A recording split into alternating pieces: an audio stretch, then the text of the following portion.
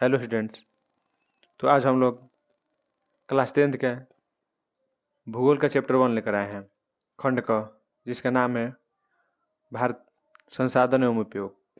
तो बच्चों, पहले हम लोग का टॉपिक रहेगा कि संसाधन। अगर संसाधन क्या होता है, तो संसाधन होता है कि जो भी वस्तुएं हम लोग अपने दैनिक जीवन में उपयोग करते हैं, ठीक ना, तो उसको हम लोग क्या बोलते हैं? संसाधन। कोई भी वस्तु हो, वो जैविक हो या अजैविक हो। जैसे हम लोग बोल सकते हैं कि मिट्टी मिट्टी हम लोग का क्या संसाधन हो सकता है? तो हो सकता है, क्यों मिट्टी का हम लोग उपयोग कर रहे हैं तो किस चीज़ में? फसल उगाने में, घर बनाने में। इसके अलावा अगर हम बोल सकते हैं कि पेंसिल पेंसिल हम लोग का संसाधन हो सकता है, तो होगा, क्योंकि कोई भी वस्तु जो मानव की आवश्यकताओं को पूरा करेगा वो वस्तु संसाधन कहलाएगा। संसाधन कुछ भी हो सकता है, जैविक से लेकर अजैविक। एक छोटा सा कीटाणु भी हम लोग के अंतर्गत अगर हम लोग का मदद कर रहा है तो हमारा क्या होगा? वो संसाधन कहलाएगा। ठीक ना बच्चों? संसाधन को हम लोग बोल सकते हैं कि कुछ भी हो, वो वनस्पति हो या तुम्हारा जलीय जीव हो या जैविक पदार्थ हो या भूमि हो या खनिज हो या जल हो, जो हमारे उपयोग में आ रहा है वो सारी वस्तुएं संसाधन कहलाएगी। ठीक ना बच्चों? तो एक लाइन में हम लोग बोल सकते हैं कि मानव की आवश्यकताओं को पूरा करने वाली वस्तु को हम लोग क्या बोलेंगे? संसाधन बोलेंगे। ठीक ना बच्चों? चलिए आगे हम लोग हम लोग पढ़ रहे हैं बुक में क्या दिया है। बोल रहा है कि संसाधन, ठीक ना, आप अपने जीवन में अनेक वस्तुओं का उपयोग करते हैं। उपयोग में आने वाली ये सभी वस्तुएं संसाधन है। जो आप उपयोग में ला रहे हैं बच्चों वस्तुएं, वो हम लोग क्या बोलेंगे? उसको संसाधन बोलेंगे। संसाधन भौतिक और जैविक दोनों हो सकते हैं। यहाँ तक कि एक और भूमि, मृदा, जल, खनिज जैसे जैविक भौतिक पदार्थ मानवीय आवश्यकताओं की पूर्ति करते हैं। कुछ भी हो जो तुम आपकी आवश्यकताओं को पूरा करेगा बच्चों, तो उसको हम लोग क्या बोलेंगे बच्चों? संसाधन बोलेंगे। ठीक ना बच्चों? चलिए, मानवीय आकांक्षाओं की पूर्ति में सहायक होकर संसाधन बन जाते हैं। वहीं दूसरी ओर जैविक पदार्थ जैसे वनस्पति, वन जीव, जलीय जीव मानवीय जीवन को सुखमय बनाने में पीछे नहीं है। जैसे मान लीजिए हम लोग को पलंग बनाना है या कुर्सी बनाना है, तो उसके लिए हम किस पे निर्भर रहते हैं बच्चों? तो उस पर हम लोग रहते हैं किस पे? वन पे। ठीक ना? वन से हम लोग लकड़ी लेकर आए, लकड़ी को काट कर हम लोग क्या बनाए बच्चों? चेयर बनाए। ठीक ना? तो वो हम लोग का चेयर हम लोग क्या उपयोग में आया। ठीक ना? कुर्सी बना तो हम लोग का उपयोग में आया बच्चों, तो उसको हम लोग क्या बोलेंगे? संसाधन बोलेंगे। ठीक ना बच्चों? चलिए, यहाँ तक कि मिट्टी, जैसे मिट्टी के थोड़ा सा भी मिट्टी अगर हम लोग का उपयोग में आ रहा है, जब तक वस्तु अगर उपयोग में नहीं आएगा तब तक हम उसको संसाधन नहीं बोल सकते हैं। चलिए आगे देखते हैं। उपरोक्त भौतिक एवं जैविक दोनों पदार्थ तकनीक के सहारे जीवन उपयोगी हो सकते हैं। हाँ, ये भी रहता है कि मान लीजिए कोई भी वस्तु जब तक हम उसको तकनीक में अगर नहीं लाएंगे, उसको अगर तकनीकी प्रयोग नहीं करेंगे तो हम लोग का नहीं हो। जैसे मान लीजिए हम लोग का, जैसे हम लोग लकड़ी काटे, ठीक ना, तो लकड़ी काटने के लिए हम लोग अगर मान लीजिए अगर टेबल बनाना है तो उसको आकार के लिए हम लोग क्या चाहिए? उसको काटने के लिए किसी न किसी चीज़ की तो चाहिए ना। जैसे मान लीजिए हम लोग आरी हो गया, ठीक ना, ये सब हम लोग क्या होता है? तकनीक होता है। ठीक ना बच्चों? अनादिकाल से ही अरण्यों में, अरण्य मतलब जंगल एवं वनस्पति एवं वन्य जीव उपलब्ध थे। ठीक ना? जलाशय एवं सागरों में जलीय जीव लाखों वर्ष पूर्व विचरण करते रहते हैं। सदियों में ही कोयला, पेट्रोलियम, उसके बाद अन्य खनिज पृथ्वी के गर्भ में पड़ा हुआ था। ठीक ना? देखिए हम लोग कोयला का निर्माण कैसे हुआ? तो करोड़ों वर्ष पूर्व। ठीक ना? जो भी हम लोग का पृथ्वी के अंदर भूकंप आया, जितने भी पेड़ पौधे थे वो सब दब गए, तो वहीं जब पृथ्वी के अंदर टेम्परेचर कारण उन लोग का किस में बदल गया? कोयला में बदल गया, या हम लोग पेट्रोलियम बदल गया, वहीं हम लोग उसका उपयोग करते हैं। किंतु उस समय के आदि मानव में तकनीक का ज्ञान का अभाव था। उन लोगों के पास तकनीक नहीं था, ना ही उन लोगों के पास ज्ञान था। प्रकृति में हर वस्तुएं थी, लेकिन उन लोगों के पास ज्ञान नहीं था कि हम लोग उस वस्तु को कैसे उपयोग करें। ठीक ना? धीरे धीरे जनसंख्या आवश्यकता में वृद्धि होती गई। इस वृद्धि ने मानव के ज्ञानार्जन को दर में त्वरित वृद्धि किया। इतना ही नहीं, आदि मानव तकनीक को पाकर ज्ञानी मानव बन गया। यही जो आदि मानव क्या होगा? अपना तकनीक के आधार पर क्या बन गया? ज्ञानी मानव बन गया। तो क्या बन गया बच्चों? ज्ञानी मानव। ठीक ना बच्चों? चलिए आगे देखते हैं। अगला हम लोग क्या बोल रहे हैं कि पर्यावरण में उपलब्ध पदार्थों की जनप्रिय तकनीक के सहारे जीवन को सुखमय बनाने में मानव सक्षम हो गया है। हम लोग का जैसे मान लीजिए हम लोग का भी कार की जरूरत है, किताब की जरूरत है या पेंसिल की जरूरत है, ये सब जितने भी वस्तुएं बिना तकनीक के द्वारा हम लोग इसे उपयोग में नहीं नहीं प्रयोग कर सकते हैं। तो इसलिए हम लोग बोल सकते हैं कि देखिए आपको जो आवश्यकता है आप उसको पूरा करने के लिए कुछ ना कुछ करते हैं। तो हम लोग ये भी बोल सकते हैं कि जो आवश्यकता होता है वहीं आविष्कार की जननी होता है। जैसे मान लीजिए हम लोग का कलम चाहिए, तो कलम कैसे बनेगा आप लोग इसमें खोज कीजिएगा। या मान लीजिए हम लोग को गाड़ी बनाना है तो गाड़ी तो मान लीजिए कोई ना कोई तो बनाया है, तो गॉड गिफ्ट नहीं है कि गाड़ी आपको ला कर दे दी है भगवान के आप इसको गाड़ी चलाइए। यही बोला जाता है कि जो आवश्यकता होता है वहीं आपके आविष्कार की जर्नी, आपको जो चाहिए आप उसके अनुसार अपना काम करते हैं। तो चलिए आगे देखते हैं। अंततः मानव जीवन निर्वाह के तौर तरीके सांस्कृतिक साधन की स्थिति को प्राप्त कर लेते हैं। और अगला देखिए क्या बोल रहा है कि संसाधन का अर्थ बहुत ही व्यापक है। एक प्रसिद्ध भूगोलविद जिनका नाम है जिमरमैन, उनका कहना है कि संसाधन होते नहीं है बच्चों, संसाधन होते नहीं है बल्कि बनते हैं, ठीक ना। तो ये हम लोग का संसाधन, ये हर चीज़ मिला है, लेकिन कुछ ना कुछ पृथ्वी पे तो हर चीज़ है, लेकिन हम लोग जब तक उसको उपयोग में नहीं लाएंगे, जब तक हमको जो चाहिए अगर वो हम लोग का नहीं मिलेगा तो हम लोग उसे संसाधन नहीं बोल सकते थे। मान लीजिए हम आपको एक बुक दे दिए, आप उसको पढ़ नहीं रहे हैं, तो हम उसको बोलेंगे संसाधन है? तो नहीं, आप उसको यूज नहीं कर रहे हैं। जैसे ही आप उसको यूज में करिएगा तो आप उसको क्या बोलेंगे कि ये हमारा संसाधन है। या इसके अलावा मान लीजिए कोई गायक है, अगर वो अपना गायकी का प्रयोग कर रहा है तो गायकी उसका संसाधन है, ठीक ना। चलिए आगे देख रहे हैं बच्चों।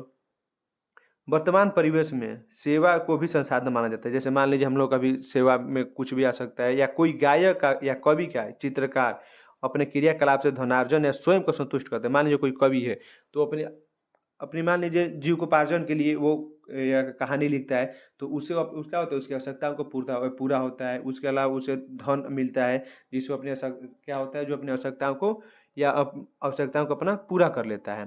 तथा उनके द्वारा ये क्रियाकलाप भी, जो मान लीजिए वो क्रियाकलाप करता है, संसाधन कहलाएंगे, ठीक ना। इसके अलावा हम बोल सकते हैं कि कवि की कविता रचना, चित्रकार की चित्रकारी, गायक की गायकी भी संसाधन, क्योंकि वो संसाधन से वो पैसा प्राप्त कर रहा है और उस पैसा से अपनी आवश्यकताओं को पूरा कर रहा है। चलिए, सच तो ये है कि मानव स्वयं भी संसाधन है। इसके अलावा देखा जाए तो मानव भी एक प्रकार क्या है, संसाधन है। हर मानव कोई ना कोई तरीका से एक दूसरे पे निर्भर है। मान लीजिए हम हैं तो बच्चों हम आप पे निर्भर है, आप हम पे निर्भर है, अगला कोई और किसी पे निर्भर रहता है, तो ये सब भी हम लोग क्या बोलेंगे, संसाधन है। चलिए, क्योंकि इनके पास ज्ञान होता है जिसके सहारे वह किसी भी वस्तु को उपयोगी बना सकता है, अतः वह धारणा भ्रामक है कि संसाधन एक प्राकृतिक उपहार है, ठीक ना। देखिए, आपको तो प्रकृति में दिया है, लेकिन जब तक आपके पास ज्ञान नहीं होगा, जब तक आप उसको तकनीक नहीं होगा, तब उसके प्रयोग में कहीं कैसे प्रयोग में कीजिएगा, ठीक ना। चलिए और आगे देखते हैं। संसाधन, अगला बोल रहा है कि जो संसाधन होता है किसी भी देश का आर्थिक में सामाजिक मेरुदंड होता है, ठीक ना। मान लीजिए जितना आपके पास संसाधन, आप जितना उसको यूज कीजिएगा उतना आपको प्रॉफिट देगा। और मान लीजिए किसी देश के पास संसाधन है, उसको यूज करने का तरीका नहीं जान रहे। ऐसा भी कोई देश होता है जिसके पास संसाधन ना है, फिर भी वो अपना तकनीक से उस जितना संसाधन हो उतना ही से अपना क्या होता है, आवश्यकता का पूर्ति में आता है बच्चों, ठीक है बच्चों। चलिए हम लोग अब आगे देखते हैं। अगला बोल रहा है कि संसाधन विपन्न राष्ट्र अंतर्राष्ट्रीय दर में पिछड़ जाते हैं। इसका मतलब यह नहीं कि प्राकृतिक संसाधन से संपन्न राष्ट्र नहीं विकसित होते हैं। यानी जिसके पास आपको संसाधन है वो संपन्न राष्ट्र नहीं होगा। वो कब होगा, जब उसके पास तकनीक होगा, उस संसाधन का प्रयोग करने का जानता होगा, तब उसको हम लोग बोल सकते हैं कि क्या वो संपन्न राष्ट्र है। चलिए देखिए, एक जापान ऐसा देश है जो प्राकृतिक संसाधन में अत्यंत विपन्न है। यानी उसके पास संसाधन नहीं है। अगर देखा जाएगा संसाधन जापान के बारे में, तो जापान हम लोग का पूरब में आता है, तो अधिकतर देखा जाए तो उधर बर्फी इलाका है, ठीक ना। तो अगर वहाँ पर देखा जाए तो आप उसके पास अच्छा संसाधन ना है, फिर भी देखिए वो कैसा देश में आता है, वो किस में देश में आता है, अत्यंत वो कैसा देश में आता है जी बच्चों, वो प्राकृतिक संसाधन में अत्यंत विपन्न है। लेकिन अगर देखा जाए तो संसाधन की दृष्टि से इतनी पदार्थों का विवेकपूर्ण उपयोग और विकसित देशों की श्रेणी में खड़ा है। ये अपना क्या करता है बच्चों, ये अपना तकनीक की सहायता से ये किस में आ गया है बच्चों, विवेकपूर्ण में, ठीक ना। विकसित देश में आ गया है बच्चों। ये भी होता है कि विकसित देश किसको बोला जाता है और विकासशील देश किसको बोला जाता है, ठीक है। चलिए इसको समझ लेते हैं कि विकसित देश किसको बोला जाता है। एक होता है विकसित, ठीक ना बच्चों, एक तो क्या होता है विकसित, और एक तो होता है विकासशील, ठीक ना। तो विकसित में उसका होता है कि विकासशील, ठीक ना। तो देखिए, विकसित उसको बोला जाता है कि जो पहले से अपना डेवलपमेंट कर लिया है, और विकासशील में मतलब जो अपना अब डेवलपमेंट कर रहा है, वो अब विकास कर रहा है, अब किसी बारे में जानने का कोशिश कर रहा है, तो उसको हम लोग विकासशील। और जो शुरू से जो पहले से ही विकास कर चुका है, तो उसको हम लोग क्या बोलेंगे बच्चों, विकसित बोलेंगे। चलिए अब आगे देखते हैं। किसी भी देश के विकास में भौतिक एवं जैविक संसाधन के साथ साथ मानव संसाधन का भी महती भूमिका होती है। विविध संसाधनों के मध्य मानव नियंत्रण की स्थिति में रहता है, जो पर्यावरण में उपलब्ध पदार्थ, प्रौद्योगिकी एवं संस्थानों के बीच अंतर संबंध स्थापित करता है, जिससे पर्यावरण के पदार्थ उपयोगी बन जाते हैं। देखिए हम लोग का दिया गया है चित्र 1.1 में, देखिए हम लोग का दिया गया है। जैसे देखिए हम लोग का मानव है, यहाँ पर हम लोग का क्या दिखाई दे रहा है बच्चों, मानव। मानव का अपना उपयोग करे तकनीकी के द्वारा या पर्यावरण का उपयोग कर रहा है, या इसके अलावा और देख लीजिए यहाँ पर संस्था है, वो अपना जो भी उपयोग कर रहा है बच्चों, ठीक ना। ये सब हम लोग क्या बोलेंगे बच्चों, देखिए यहाँ पर संस्था दिखाई दे रहा है, ये सब मानव है। मानव के अंतर्गत पर्यावरण भी है, उसके तकनीक भी है और संस्थाएं भी है, उस सबको मिलाकर अपनी आवश्यकताओं को पूरा कर रहा है। तो ये सब सारी भी वस्तुएं क्या कहलाएगी बच्चों, संसाधन कहलाएगी।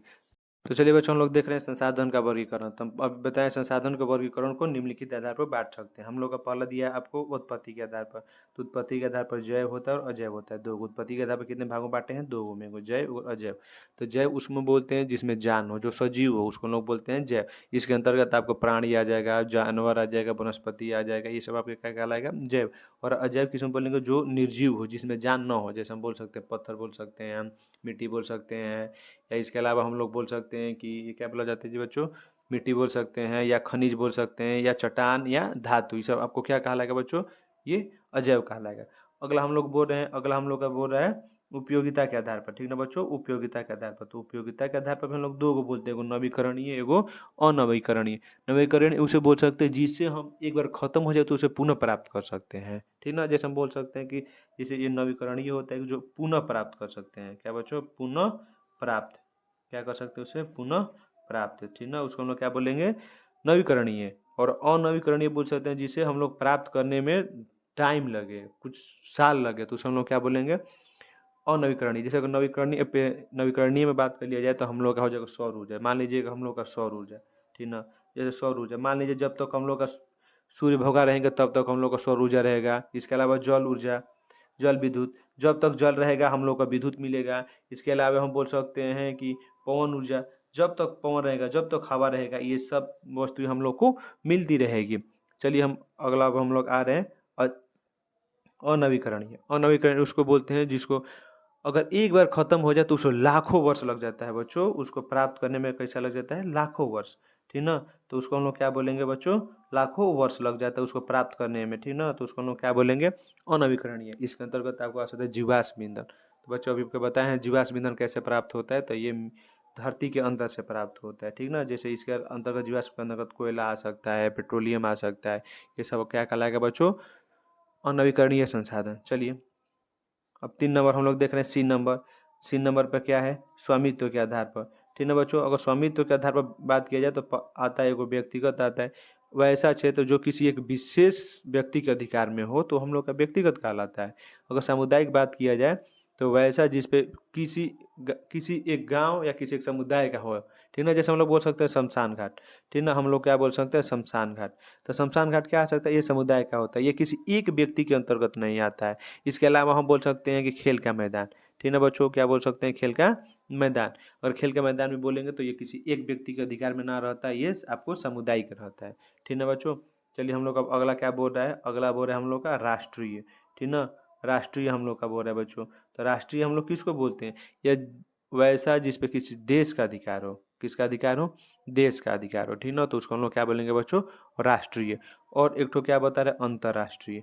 अंतर्राष्ट्रीय बच्चों किसको बोलेंगे कि तट रेखा से 200 किलोमीटर, मान लीजिए हम लोग का जो समुद्री इलाका है अगर उसे हम लोग 200 किलोमीटर जाते हैं तो वो किसी भी उस पर किसी भी देश का अधिकार ना रहता है, उस पर सब देश का अधिकार रहता है, उसी को हम लोग क्या बोलते हैं, अंतर्राष्ट्रीय, ठीक ना बच्चों।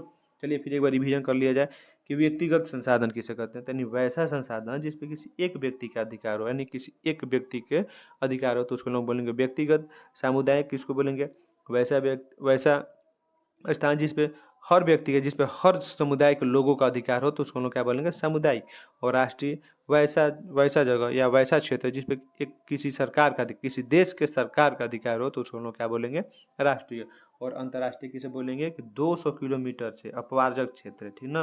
200 किलोमीटर, समुद्र से 200 किलोमीटर का जो क्षेत्र कहलाएगा, जो 200 किलोमीटर की दूरी छोड़कर, ठीक ना। जो मान लीजिए हम लोग का अगर भारत यहाँ का मान लीजिए अगर देखा जाए तो जैसे मान लीजिए भारत का हम लोग का ये नक्शा देखिए अब से बना रहे हैं, ठीक ना।